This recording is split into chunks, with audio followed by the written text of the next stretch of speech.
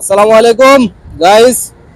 তো আজকে ভাগ্নের সাথে করে নিয়ে আজকে আসছি কাতার সিটি সেন্টারে ঘোরার জন্য। ভাগ্নে আসলো আজকে ঈদের পরে, আর কি ঘোরা হয় নাই ভাগ্নের নিয়ে।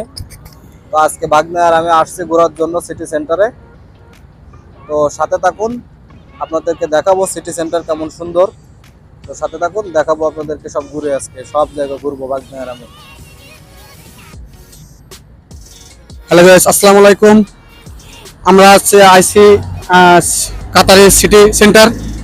এটা অনেক সুন্দর একটি জায়গা। আমরা আজকে মামা আর বাইক নিয়ে ঘুরতে পেরেছি কাতারে।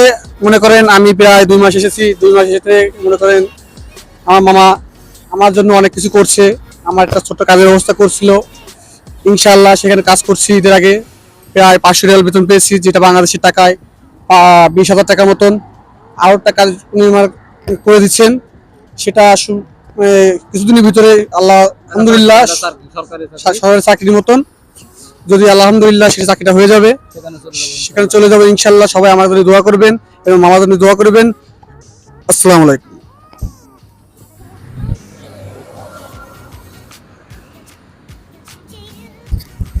তো গাইস, এটা হচ্ছে সিটি সেন্টার, কাতার কাতার সিটি সেন্টার।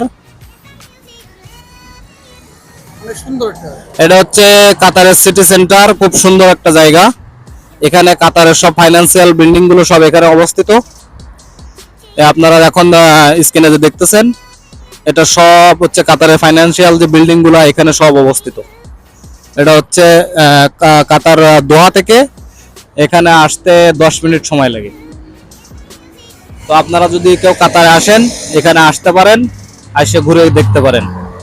তো বলা যায় যে এটা ইউরোপের ছোট্ট একটা দেশ, সেরকম মনে হয় যে এটা ইউরোপের ছোট্ট একটা দেশ। তো গাইস, ভাগ্নের আমি অনেক ঘোরাঘুরি করলাম, আপনাদেরকে দেখালাম, ভাগ্নের কথাও আপনারা শুনলেন। তো ইনশাল্লাহ আজকের ভিডিও এই পর্যন্ত। তো সবাই ভালো থাকবেন, আর আমার জন্য দোয়া করবেন, আর ভাগ্নের জন্য দোয়া করবেন। ভাগ্নে ইনশাল্লাহ একটা চাকরির ব্যবস্থা হয়েছে। তো হয়তো সামনে এই 23 তারিখের দিকে আর কি জয়েন্টের, 23 তারিখের পরে আর কি জয়েন্ট দিব। তো ভাগ্নের জন্য দোয়া করবেন, আর সবাই ভালো থাকবেন। আর আমাদের এই এটা সাবস্ক্রাইব করবেন, শেয়ার দেবেন, এবং কমেন্টস করবেন।